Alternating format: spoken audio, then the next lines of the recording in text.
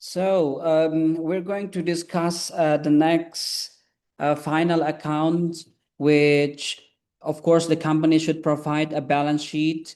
And what is actually the balance sheet? So you guys can see it here. Yeah, the balance sheet's also provided by the final accounts, and it shows that what company owes and what company own.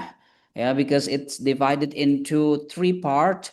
The first part is asset, and the second part is liabilities. Yeah, and the third part is equity.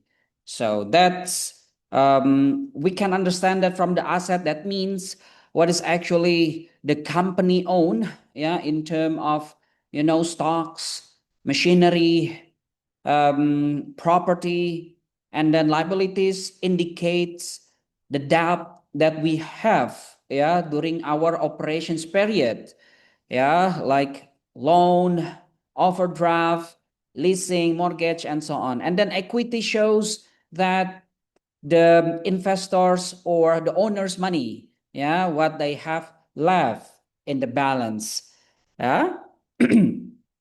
That's the balance sheets. And then later on, yeah, we can break down step by step how we should calculate inside the balance sheets.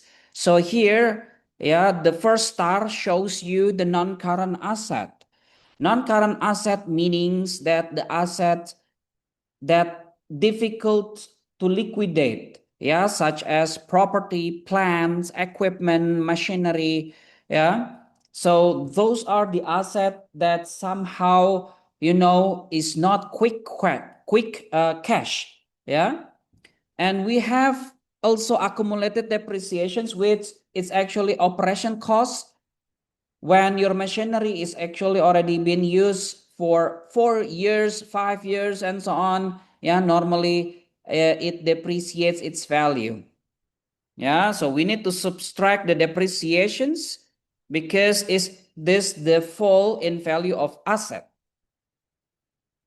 And the next step, we have current asset.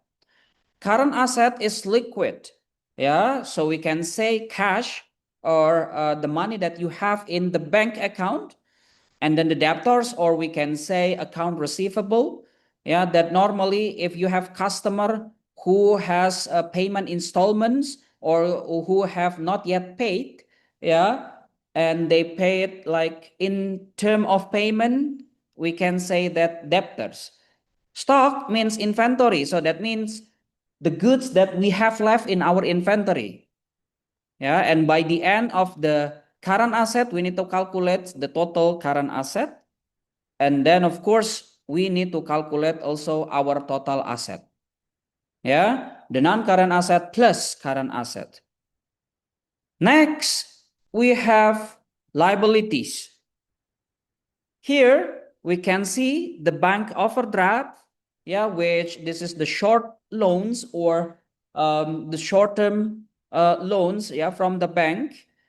Of course, sometimes we can see it from how much money or the amounts of money that we borrow from the bank. And then later on, we have trade creditors, which means that we have, a term of payment with our suppliers.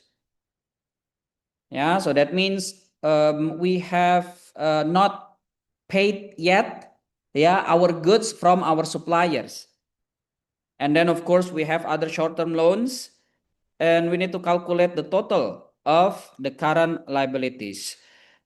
And then the non-current liabilities means that's the long-term debt or the long-term liabilities, which normally is, big amount of money. Yeah, so we can compare. This is the borrowing for long-term. We have 260 and then the bank overdraft for 40. So you can see how big is different, right? Between the long-term and the short-term.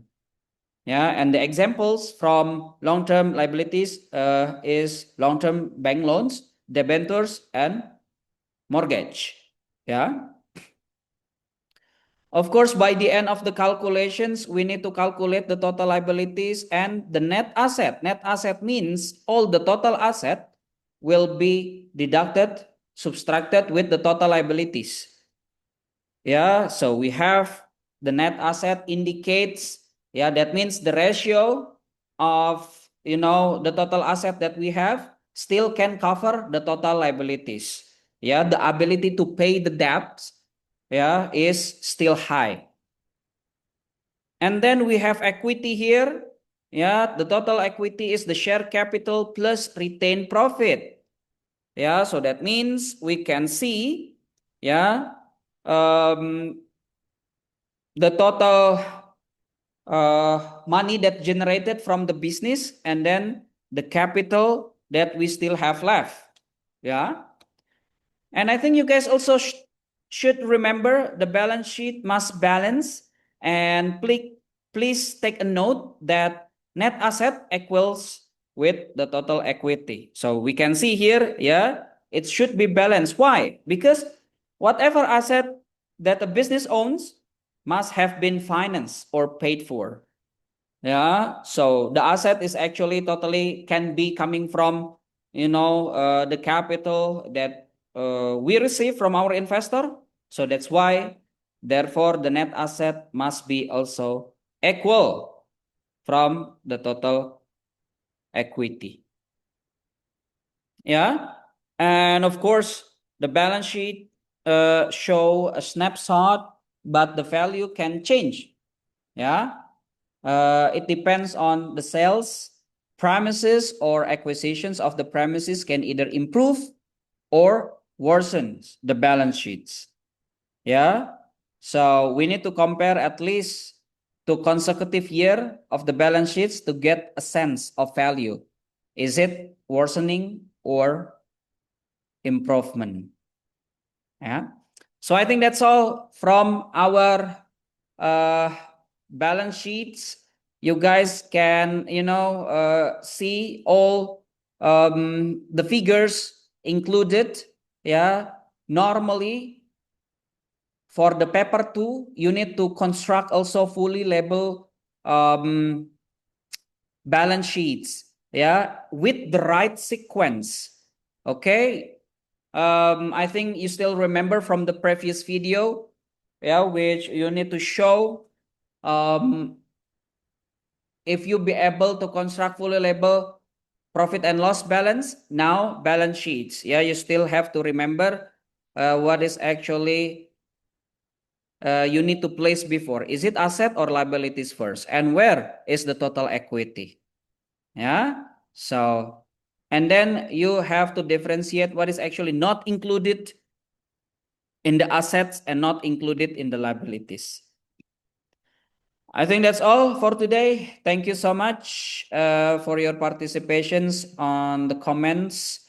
And please try to find out, yeah, maybe you can find also in the internet if there is some, paper style questions that you can do, yeah, for the final accounts. I think it's quite easy, yeah, to see what is inside, what are the component inside the table. So it's not that difficult. All right. See you again next time soon. Please don't forget to click the like buttons, subscribe if you think this content is useful for you for your exam preparations. And then please, any questions, just drop in the comments. Thank you. See you and bye-bye.